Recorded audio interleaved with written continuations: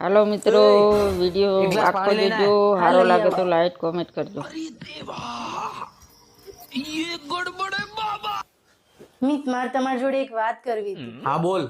મિત, હમણાં મારા ભાઈનો ફોન આવ્યો હતો. તમને તો ખબર જ છે અમે બે ભણેલા નહીં. એને એક પત્ર લખવો તો તમે લખી આપશો? સારું, લખી દઈશ. જા પેન ના પેપર લેતી આય. શું લખવાનું છે?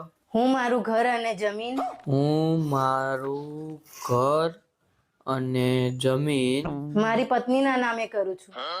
મારી પત્નીના નામે કરું છું.